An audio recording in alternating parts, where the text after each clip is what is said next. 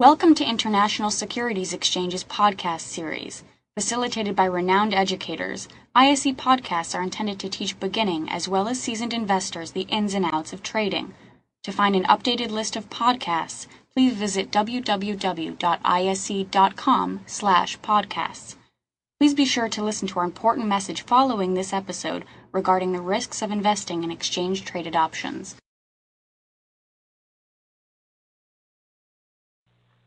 Now, technical studies, as we've discussed in today's presentation, such as this moving average and the aid of filters, is just part of helping to make trade decisions.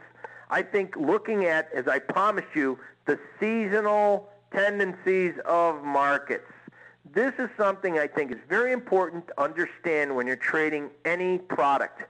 And, we're here to help show you ways to improve your trading and to let you know that there are great products out there. Is the old phrase, there's 10 different ways to skin a cat. You can trade foreign currencies through spot FX, through futures, through other derivative equity products. But using the ISE, when all fails, the first thing that you should do is immediately look at this index of dollar versus foreign currency and price out some options. And I think you'll find out that, number one, they have really tight, decent bid and asks, number one. Number two, it'll afford you a way to diversify your trading style if you're a day trader, to get in the habit of maybe taking more of a longer-term look of the market, number one. And number two, presents you better opportunities. For example, if we believe that there's a seasonal tendency for the British pound to rally, in other words, we're looking for the dollar to go lower, then we could look at an option strategy. Maybe you like to write options, and here's a strategy that you can implement using the ISE's BPX or British Pound Index. So I think that there's several different ways to help you, and by combining the technical tools, as I've introduced to you today, I think that you'll find yourself ways to confirm, and that's a key word, give you better confirmation of what the fundamental supply-demand cycle is and what the condition from a technical perspective of the market is. Now, here's what's interesting. What you're looking at is a seasonal study on the pound versus dollar. So unfortunately, we need to take this chart and flip it upside down, invert it, okay? In other words, if you expect the pound to go down, and as you can see, our current expectations for this week was we were looking for the pound to bottom out. Look where we are, June, all right? We're looking for the pound to bottom out at the end of the first to second week of June from a seasonal perspective. And then we're looking for the British pound value to rise. So what that means to you is you are looking for the US dollar to go down. And you would be looking at buying BPX puts in this case. Unfortunately, we are one day too late in presenting to you this seasonal chart, because between yesterday and today, we've seen almost, believe it or not, about a 700-point move in the British pound from trough to peak. In other words, from low to high. But I think that that particular trend will continue, so you want to look for opportunities in this seasonal perspective. All right? By the end of July, look at this. The end of July, we generally see a seasonal high in the pound versus dollar. So we want to look for this trend to continue going into the end of August. And at that point in time, we would be looking to buy calls at the end of July on the BPX, the ISE index. Remember, it's a reverse relationship than the futures. I definitely apologize to ISE for not being able to convert this. But, one of the things that I wanted to share with you is that we've been taking the data from futures. One of the things that I teach to my advanced students is we like to use information elsewhere and take trading opportunities to wherever it presents itself.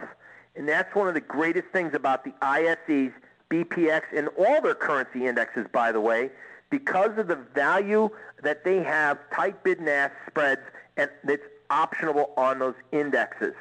All you have to do is a little bit of homework, expand your horizon, and I think you got to embrace the volatility that we're seeing in our world today.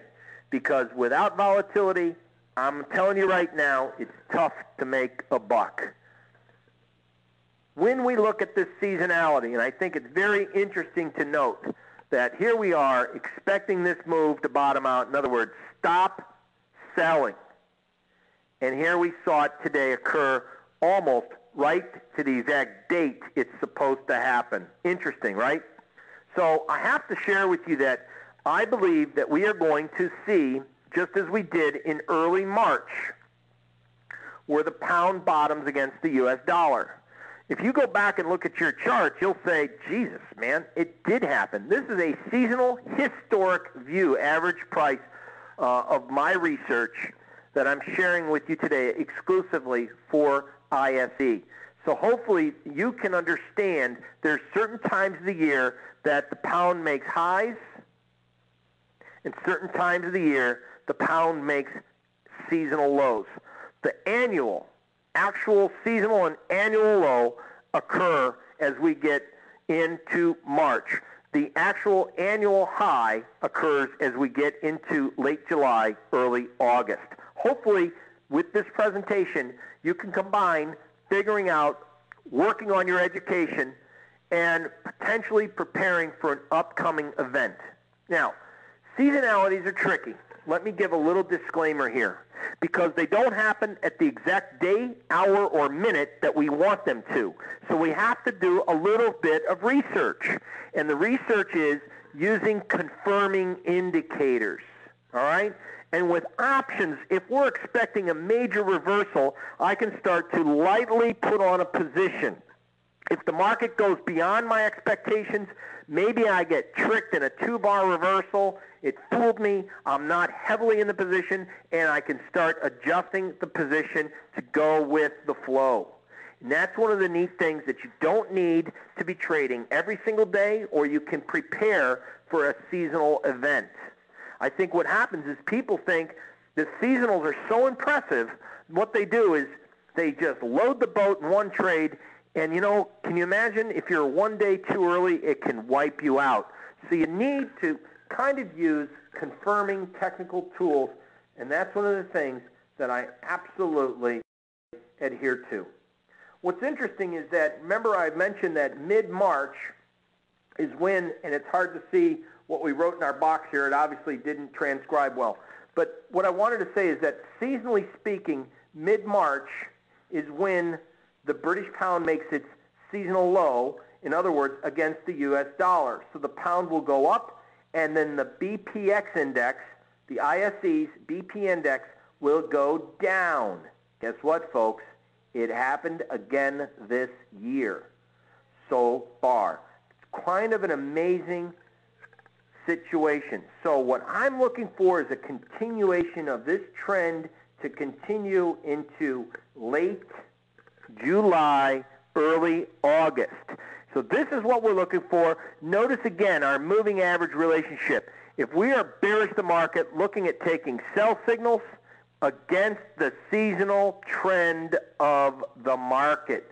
So as we can get a market move, again, we will be looking at furthering a potential downside action in the BPX versus obviously the dollar versus the British pound. Okay?